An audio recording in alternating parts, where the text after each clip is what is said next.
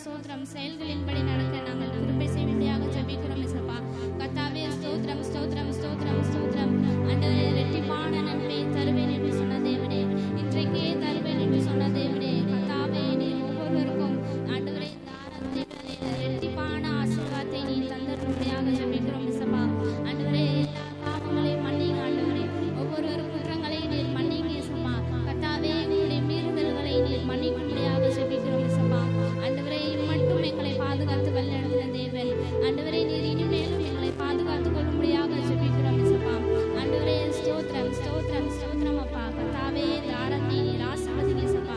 ஆண்டவரே ஸ்தோத்திரம். நான் உனக்கு கேடகமும் உனக்கு மகா பெரிய பலனுமாய் இருக்கிறேன் என்று சொன்ன தேவனே, கர்த்தாவே ஒவ்வொரு காரியத்திலும் நீர் எங்களுக்கு துணையாய் இருந்து ஆண்டவரே இம்மட்டும் வழி நடத்தி வந்தீர். நீர் எங்களோடு கூடவே இருந்து ஆண்டவரே அதிசயங்களாலும் அற்புதங்களாலும் ஆண்டவரே இயேசப்பா நாங்கள் பிரமிக்கத்தக்கதாய் கர்த்தாவே நீர் எங்களுடைய வாழ்க்கையை மாற்றி இருக்கிறீர் கர்த்தாவே. அதை நாங்கள் இந்த வேளையிலே நினைவு கூறும்படியாக ஜெபிக்கிறோம் இயேசப்பா. ஆண்டவரே ஸ்தோத்திரம் ஸ்தோத்திரம் ஸ்தோத்திரம் ஸ்தோத்திரம். கர்த்தாவே இந்த நடுவிலே ஆண்டவரே நீர் எங்களுடைய நடுவிலே அசைவாடும்படியாக ஜெபிக்கிறோம். அற்புதங்களை செய்யும்படியாக ஜெபிக்கிறோம்.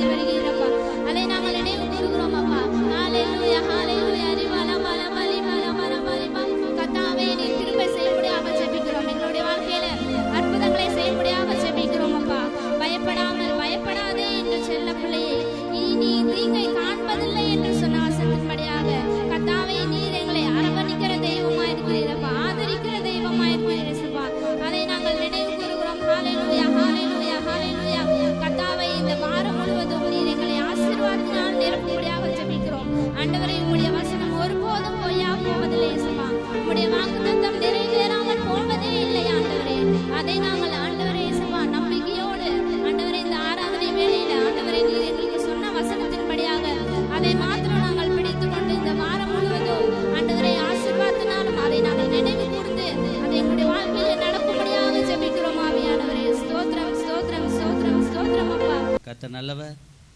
மனுஷன் வாழ்வது அப்பத்தினால் மாத்திரமல்ல, கர்த்தருடைய வாயிலிருந்து புறப்படுகிற ஒவ்வொரு வசனத்தினாலும் பிழைப்பான்.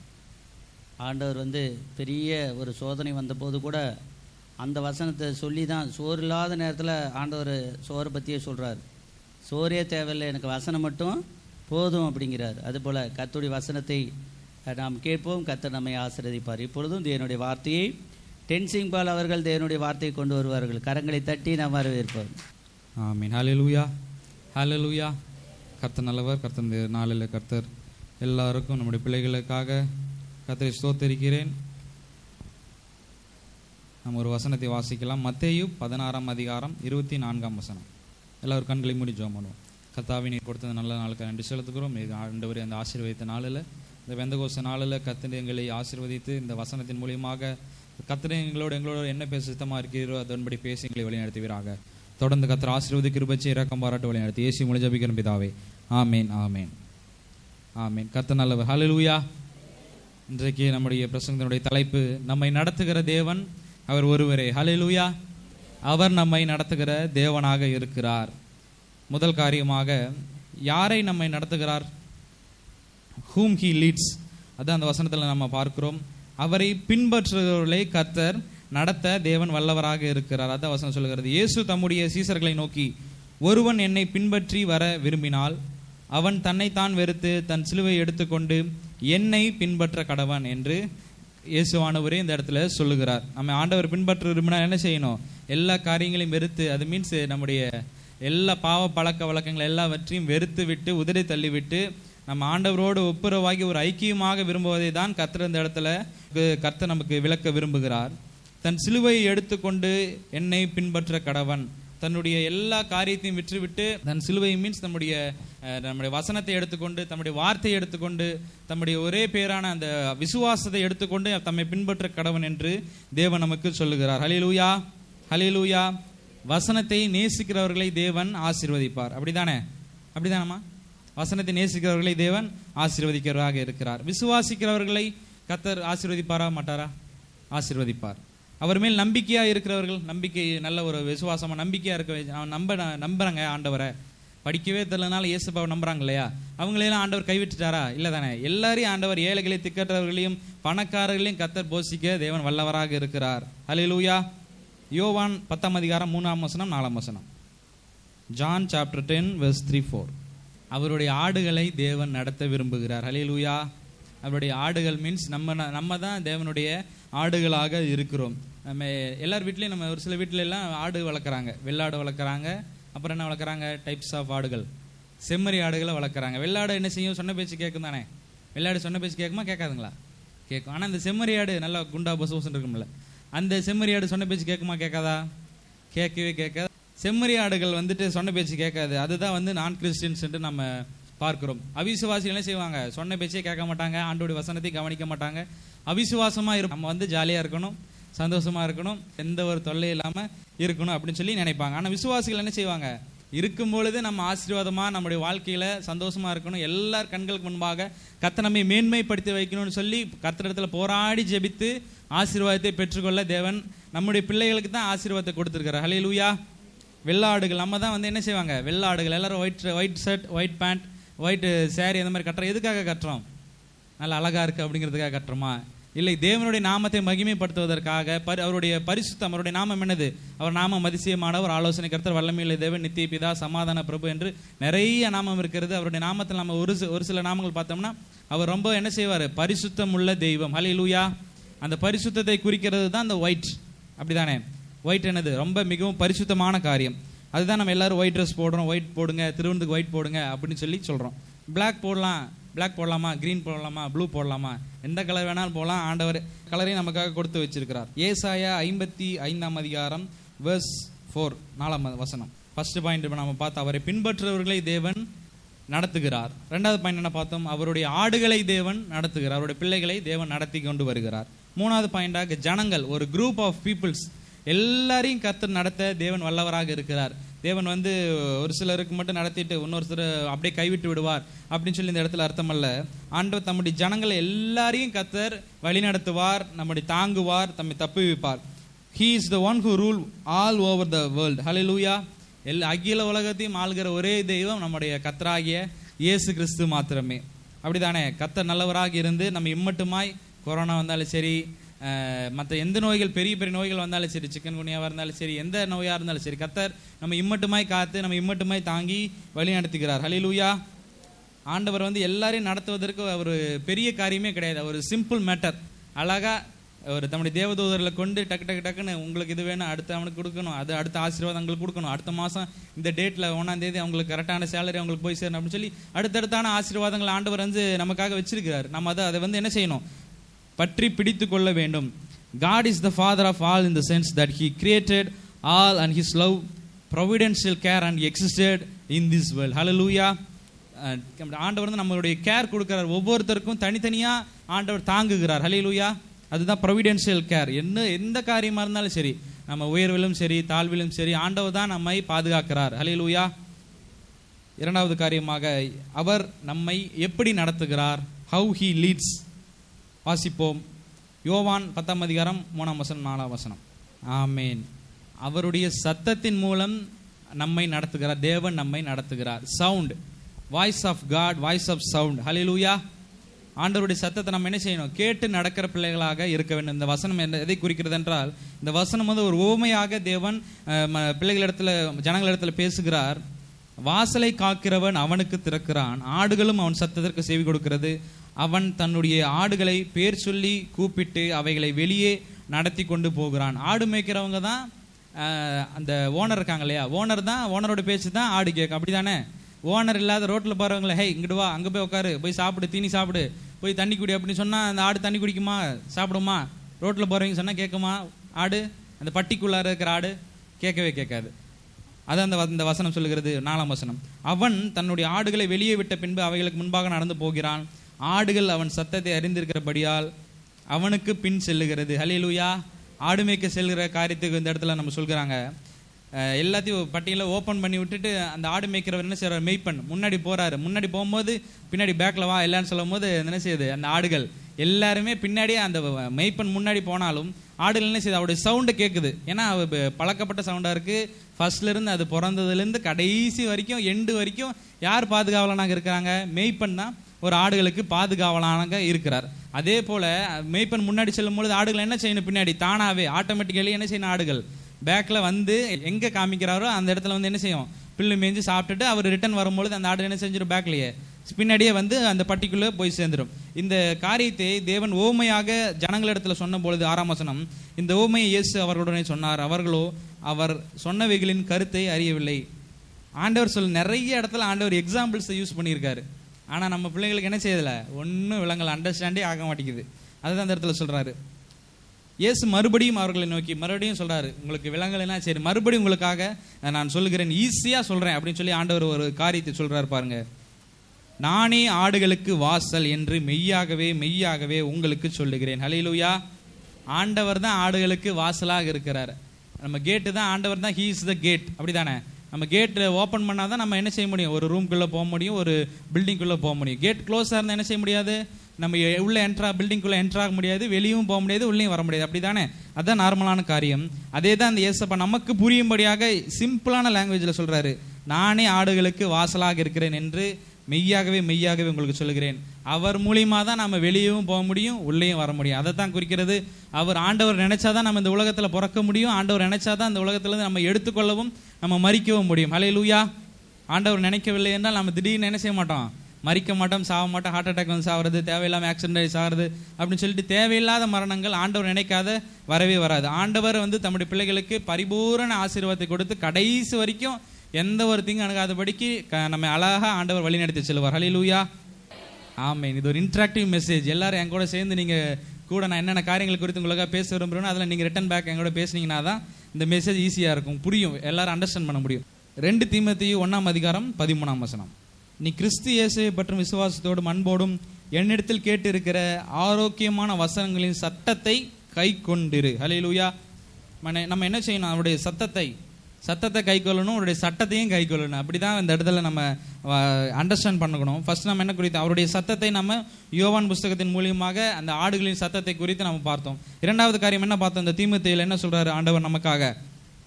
தன்னுடைய நீ கிறிஸ்து இயேசுவை பற்றும் விசுவாசத்தோடும் அன்போடும், விசுவாசமாகவும் இருக்கணும், என்ன செய்யணும்? அதே சேம் டைம்ல அன்போடும் இருக்கணுமே, மற்றவர்கள் மேல அன்போடு கரிசனையோடு இருக்கும் பொழுது கர்த்தர் நம்முடைய கேட்கிற எல்லா காரியத்தையும் நிறைவேற்றுவார். ஹல்லேலூயா.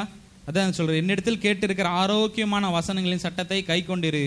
நம்ம கை கொண்டிருந்தா என்ன நடக்கும்? அதை அடுத்த வசனத்தை போட்டிருக்காங்க. உன்னிடத்தில் ஒப்புவிக்கப்பட்ட அந்த நற்பொருளை நமக்குள்ளே வாசம் பண்ணுகிற பரிசுத்த ஆவியினாலே காத்துக்கொள். ஆண்டவர் நமக்கு நிச்சயமா தருவேன்னு ஏற்கனவே வாக்கு பண்ணிட்டார். மெய்யாகவே மெய்யாகவே உங்களுக்கு சொல்லுகிறேன் அப்படின்னு சொல்லி இப்பதான் நம்ம முன்னாடி பார்த்தோம். அதே தான் அந்த இடத்துல ரிட்டன் பேக் சொல்றாரு, இதெல்லாம் நம்ம கொடுத்துறேன்னு சொல்லிட்டாரு. ஆனா அதை நம்ம என்ன செய்யணும்? காத்துக்கொள்ள வேண்டும். எப்படி காத்துக்கொள்ள வேண்டும்? பரிசுத்த ஆவியானவரின் உதவியோடு அந்த வசனத்தையும் வார்த்தையையும் அந்த வாக்கு தத்தத்தையும் நம்ம என்ன செய்யணும்? காத்துக்கொள்ள வேண்டும். அதெல்லாம் சேஃபா பிடிச்சி வச்சுக்கணும். வசனத்தை இந்த காதல வாங்கி அந்த காதல விட்டுட்டோம்னா ஆசீர்வாதம் இந்த காதல வந்துட்டு அப்படி அந்த காதல அப்படியே போயிடும். சரி, அதே போலதான் நம்முடைய வசனத்தை என்ன செய்யணும்? நல்லா இறுக பிடிச்சி கொண்டு நம்ம கடைசி வரைக்கும் நம்ம விசுவாச ஓட்டத்தில் போராடி தான் ஜெயிக்க முடியும். நம்ம ஆண்டவர் எந்த இடத்துலையுமே ஈஸியா நீ எல்லாத்தையும் ஜெயிச்சிருவ, நீ ஈஸியா எல்லா காரியத்தையும் முன்னேறி போயிடுவ அப்படின்னு சொல்லி எங்கேயுமே சொல்ல கிடையாது. எல்லா தடைகளையும் தாண்டி, பிசாசின் தடைகளை தாண்டி தான் நீ போய் சேருவ அப்படின்னு சொல்லி எல்லா இடத்துலையும் சொல்லியிருக்காரு. எதனால அந்த ஒரு டிராபேக் ஆண்டவர் வச்சிருக்காருன்னா, அப்பதான் நம்ம என்ன செய்வோம்? ஜெபம் பண்ணுவோம், அப்பதான் விசுவாசிப்போம், அப்பதான் உபவாசம் பண்ணுவோம், அப்பதான் நம்ம என்ன செய்வோம்? போதகர்களுக்கு கீழ்ப்படிவோம். இல்லை என்றால் நம்ம அவர் என்ன சொல்றது, நம்ம என்ன கேட்கறது அப்படின்னு சொல்லி நம்ம மனம் போன வாக்குல வாழ்ந்து கொண்டு இருப்போம். சங்கீதம் 119 அதிகாரம் 105 வசனம் 106 வசனம், பெரிய சங்கீதம்.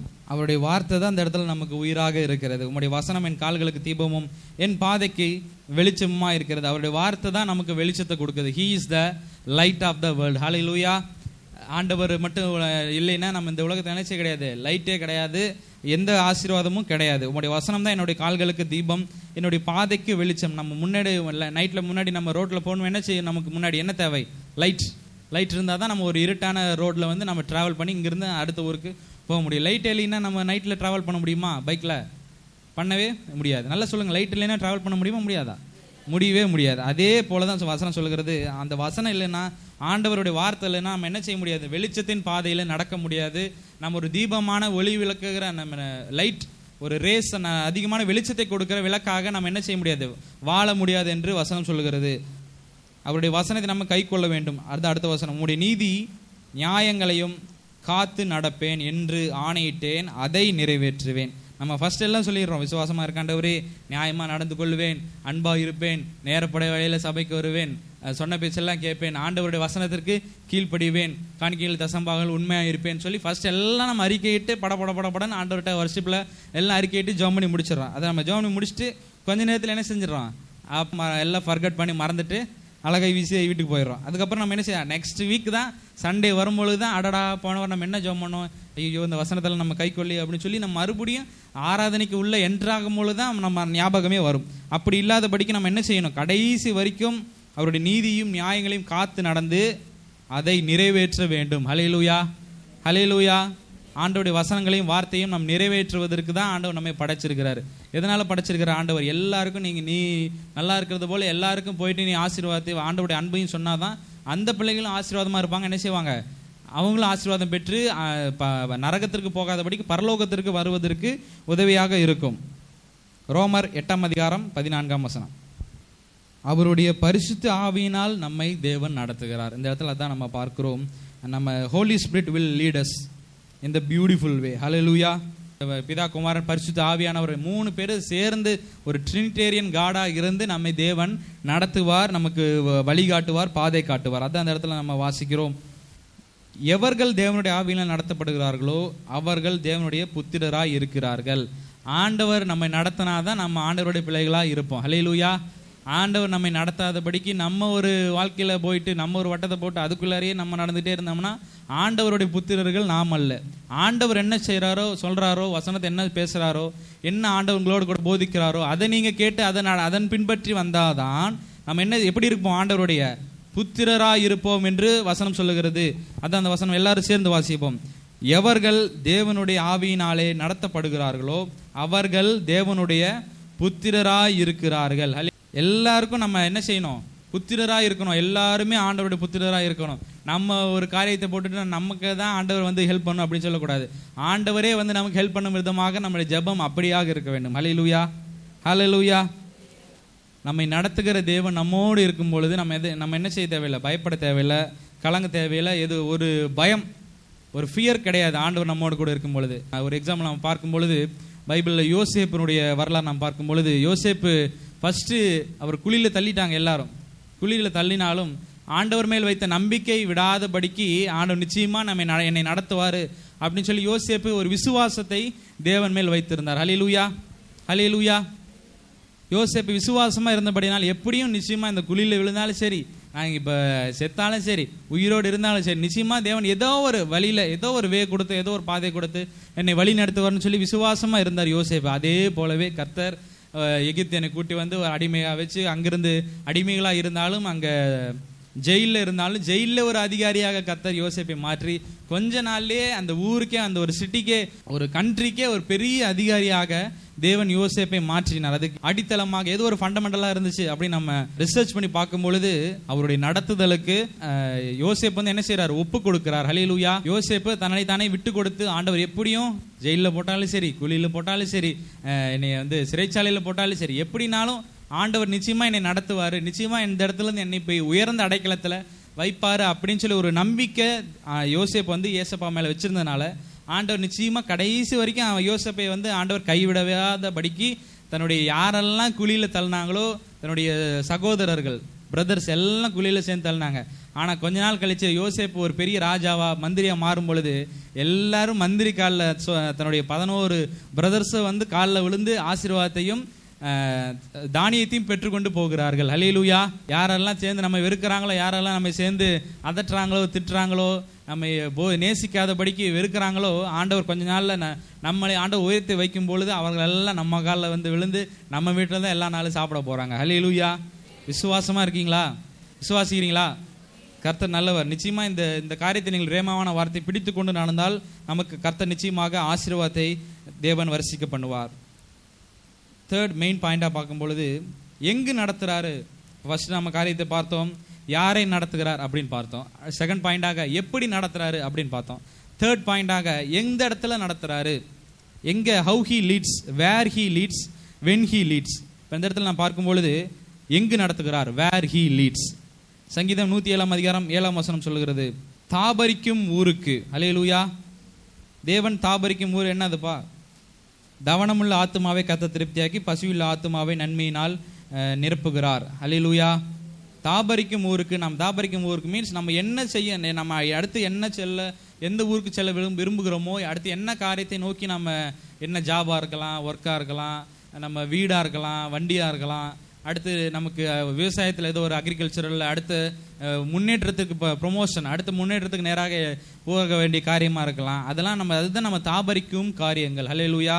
நம்ம அடுத்து என்ன வேணும், அடுத்து என்ன வேணும்னு சொல்லி நம்மளே ஒரு பிளான் போட்டு வச்சிருப்போம்ல, அந்த தாபரிக்குமான ஸ்தலத்திற்கு, தாபரிக்கிற ஊருக்கு கர்த்தர் நிச்சயமாகவே நம்மை கூட்டி சேர்ப்பார், அவர்களை செவ்வையான வழியிலே நடத்தினார் என்று தாவீதுக்காரர் சொல்லுகிறார். நம்ம என்ன ஊருக்கு, நம்ம என்ன காரியங்கள் அடுத்து செய்ய விரும்புகிறோமோ அதை அப்படியே ஆண்டவர் நம்முடைய விருப்பத்திற்கு ஏற்றாறு போல நம்மை நடத்துவார். அதுதான் எங்கு நடத்துறாரு, தாபரிக்கும் ஊருக்கு. நம்ம என்ன கேட்குறோமோ அதே ஊருக்கு, அதே பிளேஸ்க்கு, அதே ஜாபுக்கு கர்த்தர் நம்மை ஆசீர்வாதத்துக்கு பாதைக்கு நேராக அதே இடத்துல நம்ம கொண்டு போய் உட்கார வைப்பார். ஹல்லேலூயா.